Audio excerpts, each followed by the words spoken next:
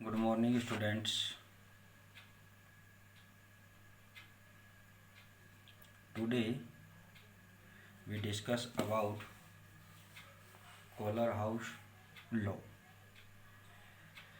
Collar house law जो है इसमें काफ़ी कुछ बातें हैं, इसके एप्लीकेशंस हैं और इसके जो कंक्लूजन्स आते हैं कि वो इसने क्या इसने क्या कंक्लूजन दिए हैं। ठीक है, तो अब यहाँ पर फर्स्टली क्या है कि बात जो होती है अपनी कि जो कोलर हाउस है, ठीक है, कोलर हाउस ने क्या है कि एक ग्राफ ड्रॉ की और ये ग्राफ किसके बिटवीन की, between molar conductivity of various electrolytes and square of concentration on the basis of different experiment. ठीक है, कि इसने जो ग्राफ यहाँ पर जो ड्रॉ की हुई है, जो आपको यहाँ पर शो हो रही है, ये ग्राफ क्या है कि इसने जो molar conductivity of various electrolytes, ठीक है, उनके और किसके बिटवीन की स्क्वायर ऑफ कंसंट्रेशन, ठीक है, इसके बिटवीन क्या है इसने कि ये ग्राफ क्या की इसने ड्रॉ की है। ठीक है, तो इस ग्राफ में आप देख रहे हैं कि यहाँ पर जैसे आपको पोटेशियम क्लोराइड है तो इसकी क्या है कि एक पैरेलल लाइन आ रही है, straight line AgNO3 silver nitrate की है, फिर सोडियम सल्फेट की है, फिर यहाँ पर ये जो आता है ये किसकी, कॉपर सल्फेट की है, फिर ये क्या है सोडियम एसीटेट की है और ये किसकी है, एसीटेट आयन की है। ठीक है, और ये जो लास्ट लाइन है यहाँ से ये किसकी है, अमोनिया की है। ठीक है, तो यहाँ पर क्या है कि ये जो ग्राफ्स है यहाँ पर डिफरेंट जो इसने यहाँ पर जो इलेक्ट्रोलाइट्स यूज किए हैं डिफरेंट टाइप्स के, तो इनकी जो कंडक्टिविटी होती है वो डिफरेंट टाइप से, तो ये इसकी कंडक्टिविटी को एक तरह से शो कर रहा है। ठीक है, तो इस कंडक्टिविटी को क्या है कि इसने एक इस ग्राफ के ऑब्जर्वेशन से इसने क्या है कि एक फॉर्मूला इसने रिप्रेजेंट किया, lambda C equal to lambda infinite minus b under root सी। ठीक है, तो यहाँ पर जो लैम्बडा सी है वो किसको डिनोटेड कर रहा है, मोलर कंडक्टिविटी। ठीक है, लैम्बडा इनफाइनाइट मोलर कंडक्टिविटी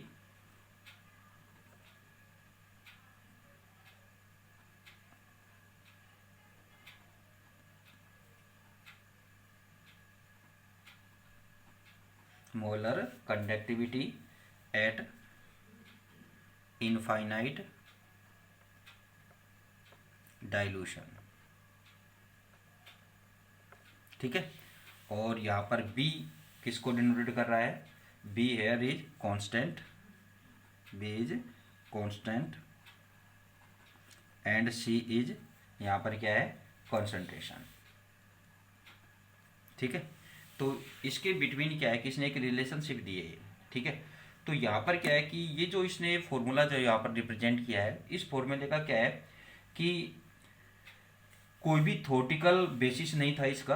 ठीक है, तो इसको क्या है कि जो ओनसैगर एक साइंटिस्ट है जिसने 1923 में, ठीक है, 1933 में इसको मॉडिफाइड किया, एक मॉडिफाइड मैथमेटिकल इक्वेशन इसने रिप्रेजेंट की और इट इज लैम्बडा सी यानी कि molar conductivity is equal to molar conductivity at infinite dilution minus 82.48 upon dt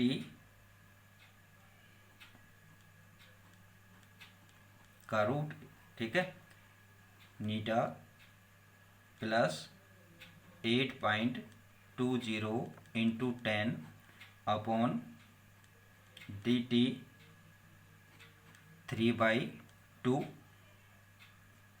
lambda infinite और रूट सी। ठीक है, ये क्या है कि ओनसैगर ने इसका एक मॉडिफाइड इक्वेशन रिप्रेजेंट की जो मैथमेटिकल यहाँ पर है। तो यहाँ पर D4 क्या है, यहाँ पर डाइल्यूशन है, एन, ये जो एन है इसको नीटा बोलते हैं, ठीक है, ये एन का डंडा बड़ा करना है आपको यहाँ पर। तो it mean viscosity, C concentration, और टी क्या होता है, एब्सोल्यूट टेम्परेचर, ठीक है, कि एक एब्सोल्यूट टेम्परेचर आप जानते ही है कि एब्सोल्यूट मीन, ठीक है। तो ये क्या है, इसको एब्सोल्यूट टेम्परेचर को डिनोटेड कर रहा है।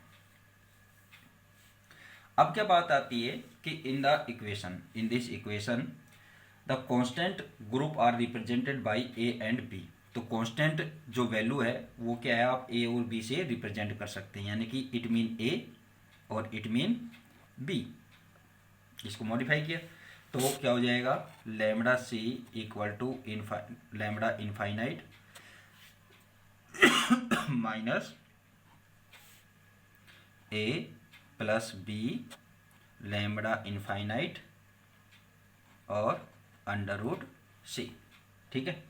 Following equation are obtained from above graphs, ठीक है, कि ये इक्वेशन किससे है, कि इसे क्या होती है कि जो अपने पास जो ग्राफ है इस ग्राफ से ये इसने रिप्रेजेंट की। तो अब जो बात आती है कि जो कोलर हाउस लॉ है, इस कोलर हाउस लॉ से क्या क्या कंक्लूजन निकल के आते हैं, ठीक है। तो फर्स्टली क्या आता है कि जो strong electrolytes like potassium chloride, sodium sulphate, sodium acetate etcetera given state line at low concentration, ठीक है, कि इनकी क्या है कि भाई यहाँ पर जो आपके पास ये है पोटेशियम क्लोराइड, ठीक है, सोडियम सल्फेट, ये सभी क्या है कि इनकी क्या है कि एक स्ट्रेट लाइन है, ठीक है, और किस पर है, लो कंसंट्रेशन पर है, ठीक है। तो आपको पता है कि इनकी जो कंडक्टिविटी होती है, यानी कि स्ट्रॉन्ग इलेक्ट्रोलाइट्स होती है, इनकी कंडक्टिविटी क्या है कि लो कंसंट्रेशन पर भी क्या होती है, मैक्सिमम होती है, और इनके डाइल्यूशन पर क्या है कि इन पर कोई मेन इफेक्ट नहीं, कोई ज़्यादा इफेक्ट नहीं पड़ता है। ये चीज़ें अपने लास्ट वीडियो में अपने पढ़ा था इसमें, ठीक है। तो इसमें क्या है कि इसकी कंसंट्रेशन पर क्या है कि अपन डाइल्यूशन करते हैं तो इसका कोई ज़्यादा इफेक्ट इस पर नहीं पड़ता है, यानी कि इसकी जो कंडक्टिविटी है वो कंडक्टिविटी क्या है कि इसकी क्या है कि एक इसकी लेस अमाउंट में अगर कंसंट्रेशन है तो भी क्या होती है, इक्वली होती है, ठीक है। जबकि क्या है कि अगर weak electrolytes are non linear at this concentration, जैसे अपन बात करें कि जो क्या है वीक इलेक्ट्रोलाइट्स लाइक आपके सामने यही कौन सा है, कॉपर सल्फेट है, एसीटेट है, अमोनिया है। तो ये जो इलेक्ट्रोलाइट्स है ये क्या है कि एक लीनियर क्या नहीं देते, यहाँ पर एक स्ट्रेट लाइन यहाँ पर रिप्रेजेंट नहीं करेंगे, ठीक है। तो which give linear line are called strong electrolytes and which give non linear line are called weak electrolytes. तो इट मीन यहाँ पर स्ट्रॉन्ग स्ट्रॉन्ग स्ट्रॉन्ग स्ट्रॉन्ग, ठीक है, और ये क्या हो जाएंगे, वीक वीक और वीक इलेक्ट्रोलाइट्स, ठीक है। फर्स्ट कंक्लूजन इस ग्राफ से, ठीक है। सेकंड आता है कि जो इसकी अपने डिग्री ऑफ आयोनाइजेशन की बात करें तो degree of ionization is equal to, degree of ionization को आप अल्फा से डिनोटेड करेंगे और इट मीन यहाँ पर लैम्बडा अपॉन लैम्बडा इनफाइनाइट। तो लैम्बडा इज किसको डिनोटेड कर रहा है, molar conductivity eight given dilution, molar conductivity eight given dilution, and lambda infinite is molar conductivity at infinite dilution, ठीक है। तो in this condition the degree of dissociation of or ionization of electrolytes, therefore the value of equivalent conductivity at certain dilution and at constant temperature, ठीक है।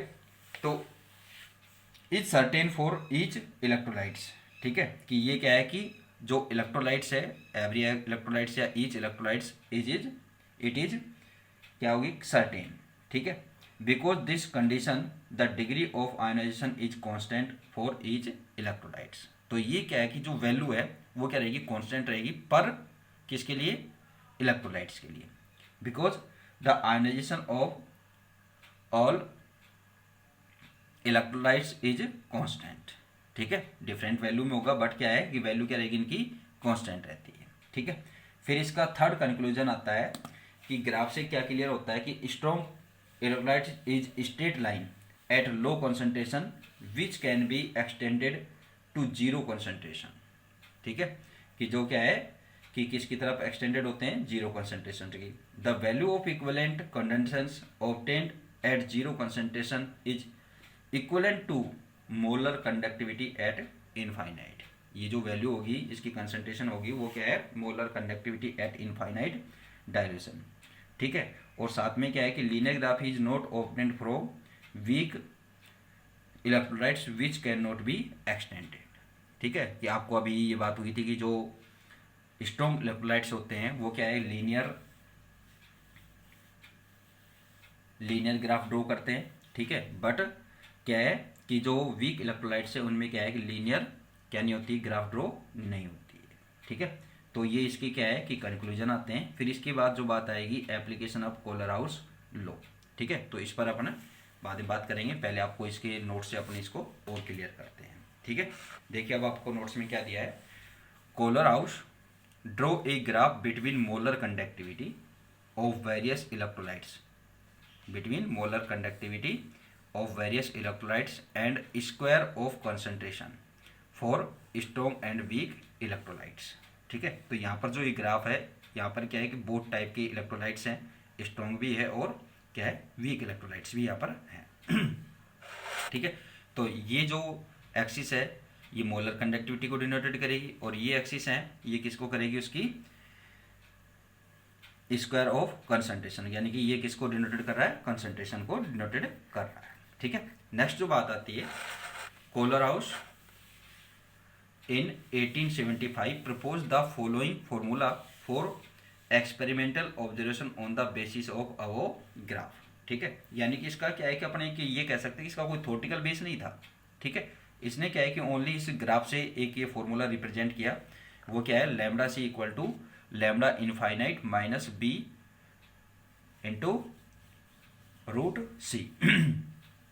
तो ये value किस किस को डिनोट करी, बी कॉन्स्टेंट वैल्यू है, ठीक है, सी कंसंट्रेशन को, लैम्डा सी मोलर कंडक्टिविटी, और लैम्डा इनफाइनाइट क्या है, molar conductivity at infinite dilution. ठीक है, इसके बाद जो बात आती है, there was no theoretical basis of this relation Onsager in 1923 gave the modified equation on mathematical basis. ठीक है, तो इसने मैथमेटिकल बेसिस पर ये क्या दी, इक्वेशन दी। Here is D for dielectric constant of medium यानी कि सोलवेंट। ठीक है, जो सोलवेंट आप यहाँ पर यूज करेंगे उसके लिए क्या डाई इलेक्ट्रिक कॉन्स्टेंट है। ठीक है, एंड ये जो नीटा है ये किसको डिनोट कर रहा है, विस्कोसिटी को, और सी किसको कर रहा है, कॉन्सेंट्रेशन, और टी क्या है, एब्सोल्यूट टेम्परेचर।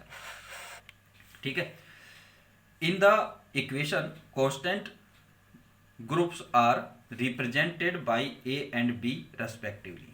ठीक है, तो यहाँ पर ये जो वैल्यू है, ये वैल्यू क्या है, सभी कांस्टेंट वैल्यू है, तो इसको आप किससे डिनोटेड कर सकते हैं, ए और बी से। ठीक है, तो ये इक्वेशन क्या है कि इस टाइप में आप इसको यहाँ पर डिनोटेड कर सकते हैं, lambda C equal to lambda infinite A minus B lambda infinite.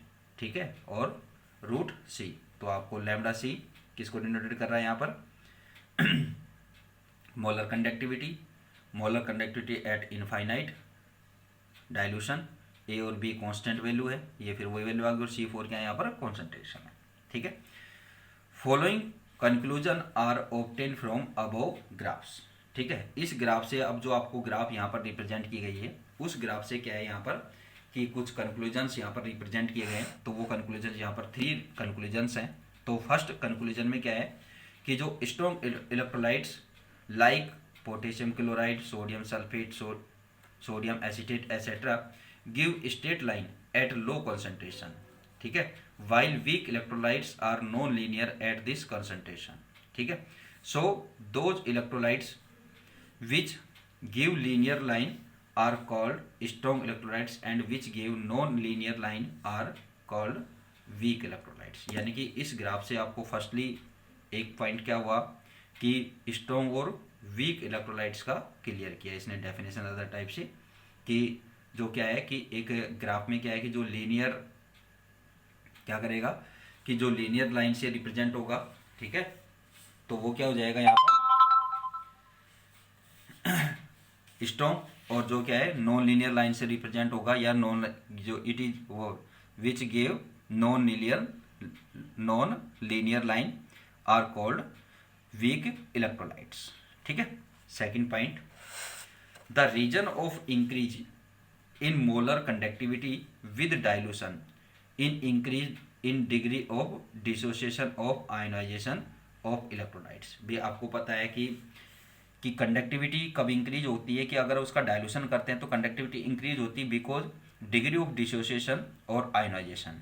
ठीक है, डिग्री ऑफ डिसोसिएशन बोल दें यानी कि इलेक्ट्रोलाइट्स की जो डिग्री ऑफ डिसोसिएशन है, या अपने यहाँ बोल दें कि ionization of electrolytes A will be increase, so the conductivity is increase. ठीक है। therefore the value of equivalent conductivity at certain dilution at constant temperature is certain for each electrolytes। ठीक है, कि certain dilution और at constant temperature is certain for each electrolytes, जो conductivity है वो क्या रहेगी, इक्वलेंट कंडक्टिविटी रहेगी। ठीक है, सभी जो भी स्ट्रॉन्ग है तो उनकी सबकी इक्वल रहेगी और वीक है तो उन सबकी क्या रहेगी, इक्वल रहेगी। ठीक है, because at this condition the degree of ionization is constant. Reason क्या है, degree of ionization is constant for each electrolytes. ठीक है, ये इसका मेन रीजन हो गया कि ये क्या है कि कांस्टेंट डाइल्यूशन और कांस्टेंट टेम्परेचर पर क्या है कि इनकी डिग्री ऑफ डिसोसिएशन सबकी क्या है, इक्वल रहेगी। तो उस कंडीशन में क्या है कि इनके जो आयोनाइजेशन है वो क्या रहेगा, कांस्टेंट रहेगा। और जब आयोनाइजेशन बोले या डिग्री ऑफ डिसोसिएशन क्या है कि कांस्टेंट वैल्यू में होता है, तो in this condition all electrolytes are equal conductivity. ठीक है, सो इक्वल कंडक्टिविटी। ठीक है, तो डिग्री ऑफ आयोनाइजेशन या degree of dissociation is equal to molar conductivity of given dilution upon molar conductivity at infinite dilution. आप mathematical इसको आप किस तरह शो करेंगे, lambda equal to sorry alpha equal to lambda upon lambda infinite. ठीक है, lambda और lambda infinite आपको पता ही है, ऊपर ये लिखी हुई है, इसी को डिनोट करें। Molar conductivity of given dilution lambda और molar conductivity of infinite dilution is lambda infinite. Since the increase in degree of dissociation with dilution is suitable for weak electrolytes. ठीक है, कि डाइल्यूशन किसके लिए सुटेबल होता है, weak electrolytes के लिए होता है। ठीक है, क्योंकि because the degree of dissociation will increase with the dilution. ठीक है, और and in this work in week electrolytes. ठीक है, तो वीक इलेक्ट्रोलाइट्स में क्या है कि ये कंडीशन अप्लाई हो जाती है, जबकि स्ट्रॉन्ग उसमें ये अप्लाई नहीं होती, क्योंकि उसमें आपको रीजन बताया था कि भाई डिग्री ऑफ डिसोसिएशन तो इंक्रीज होता है, बट वहाँ पर क्या है कि जो वॉल्यूम होती है, जो सॉल्यूशन है उसकी वॉल्यूम भी इंक्रीज होती है। तो उस कंडीशन में क्या है कि उसकी जो कंडक्टिविटी है वो ज़्यादा इफेक्टेड नहीं होती है। ठीक है, so strong electrolyte it is called conductivity ratio. ठीक है, it is clear from graph that the graph of strong electrolytes is straight line at low concentration which can be extended to zero concentration. ठीक है, कि इसको आप क्या है कि एक्सटेंड किस तरह कर सकते हैं, जीरो कंसंट्रेशन की तरफ कर सकते हैं। The value of equivalent conductance obtained at zero conductance, ठीक है, is equivalent to molar conductivity at infinite dilution. ये जो वैल्यू होगी वो किसके इक्वल होगी, molar conductivity of infinite dilution. It is also clear that linear graph is not obtained from weak electrolytes which can not be extend. ठीक है, कि linear जो ग्राफ है जो रिप्रेजेंट नहीं करते तो उसमें क्या है कि विच कैन नॉट बी एक्सटेंड, वो क्या है एक्सटेंड उनमें पॉसिबल नहीं है। ठीक है, नेक्स्ट जो टॉपिक अपना आता है application of Kohlrausch law, तो इस पर अपन नेक्स्ट वीडियो में डिस्कस करेंगे। Thank you.